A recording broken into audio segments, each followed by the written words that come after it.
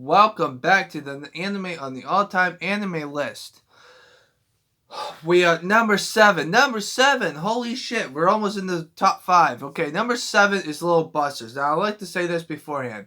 The next two animes are from Key Studios. Key Studios, if you must know, are an anime company that we've already discussed three animes on the list beforehand.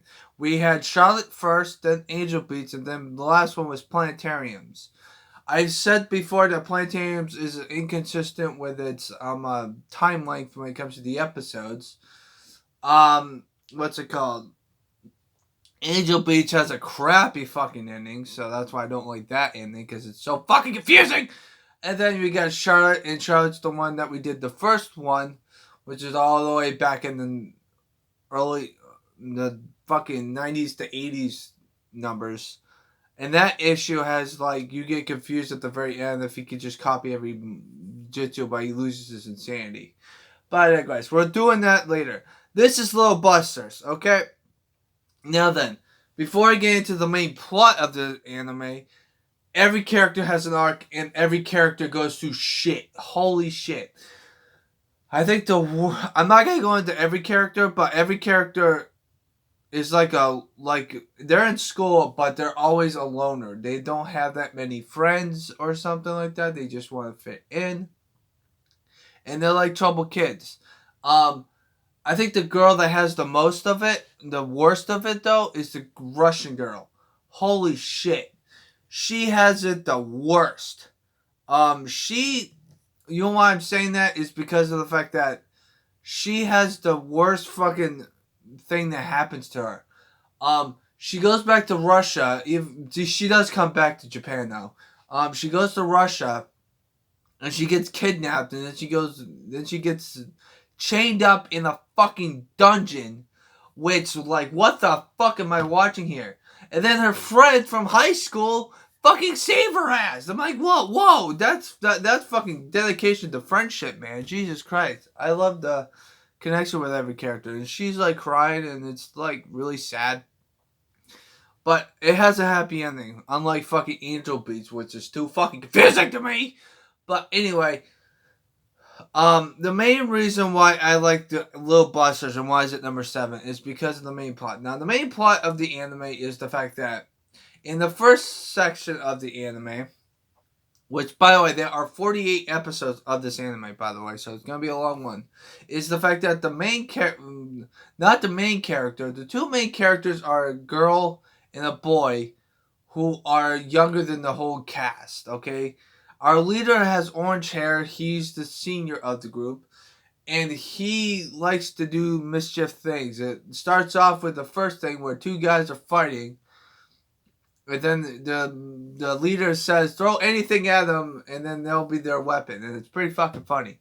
I love how the comedy relief and stuff like that. But the main leader wants to start a fucking baseball team, which is kind of fucking funny.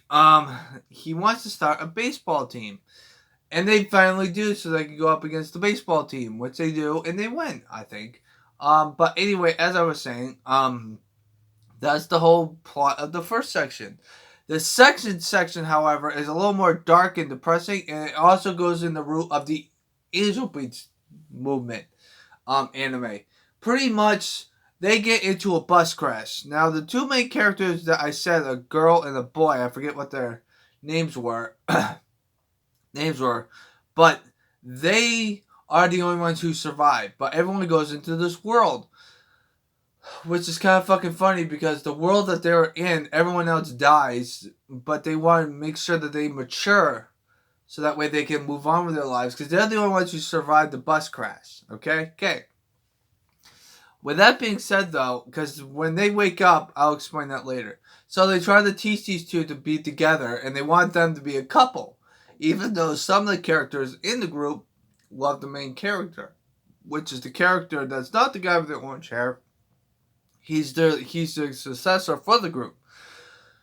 Now that the thing that really is intensely is that when the two characters that they try to force to be a couple, they wake up.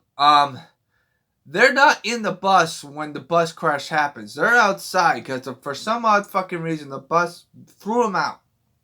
Okay. Instead of just walking up and getting help, they decide to go down to the bus crash and bring everyone else out of the bus while everyone's still unconscious. But the leader of the group is the only reason why the bus hasn't exploded yet. He's the main reason because he's trying to stop an oil leak, a gas leak, because the gas is leaking, and he doesn't want to he doesn't want the flames to ignite, because oil, it means an explosion if it's caught on fire. They eventually save everyone, and everyone goes to the beach at the very end of the anime, which is good. Now then, with that being said, though, it's a really good anime. You're gonna love you get attached to every fucking character, and I like to digress that every character has character development. That's why I love this anime.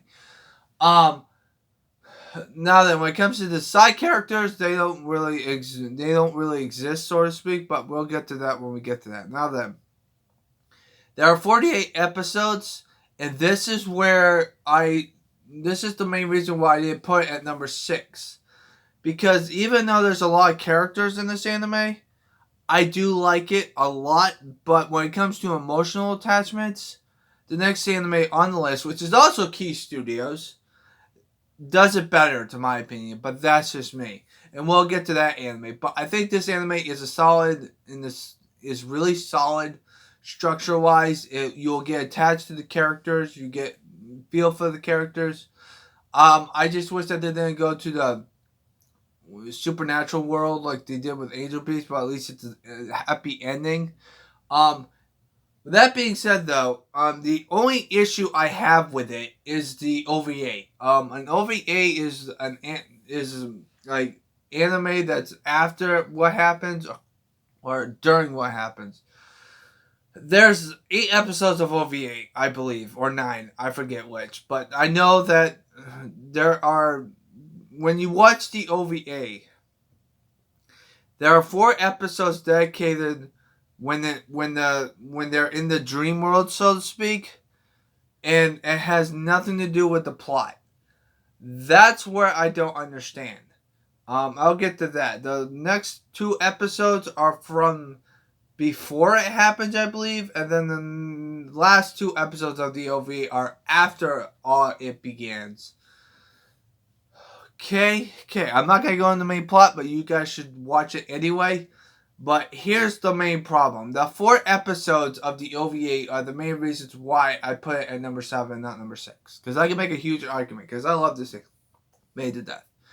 But the main reason why is the 4 episodes. Because of the fact that even though every main character survives the whole entire tragic bus crash, the first 4 episodes of the OVA introduces a new character, which the main character sees her. She's also in the dream world, which makes no fucking sense. Okay, she's doing this bullshit, this, that, and the other thing, and our main character has the day repeat itself over and over and over and over and over again, which makes no fucking sense. But the main boss of the group knows about it, and he wants to help her out too. The only reason why she's in the dream world, though, however, is because she met the main character when they were little kids. Problem is the fact that she has a crush on him, but she died in an avalanche, I believe, or a landslide or something like that.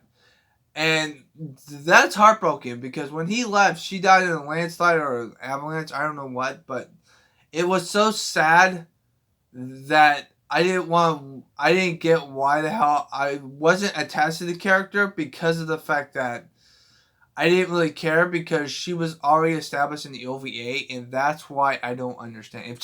If she was in the main plot of the anime, then I can understand. Then I'll get emotionally attached, and I probably might cry. But I did not get emotionally attached to the character. But that's because it was an OVA and was not in the main plot. If you put it in the main plot and you establish a character development of the main character, which he does, but I was already drained from all the rest of the other characters get character development, and the other characters got through worse, to my opinion. But that's just my opinion. She does die, by the way, by a landslide or something like that. I don't know, or an earthquake. No, probably a mudslide.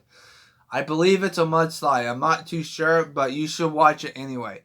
Now then, that's number 7. Little Busters is probably the 3rd best Key Studios anime I've ever watched, to my opinion.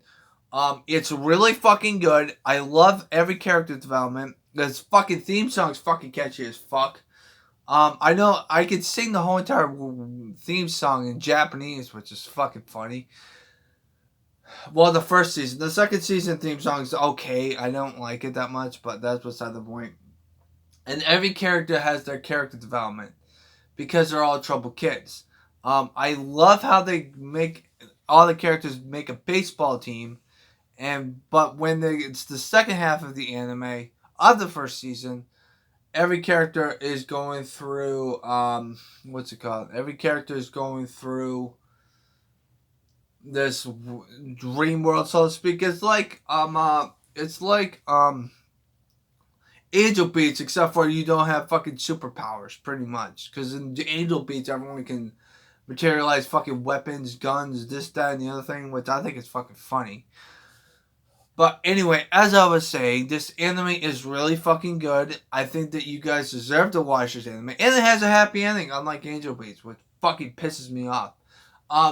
Now, when it comes to the decades, I think that this is...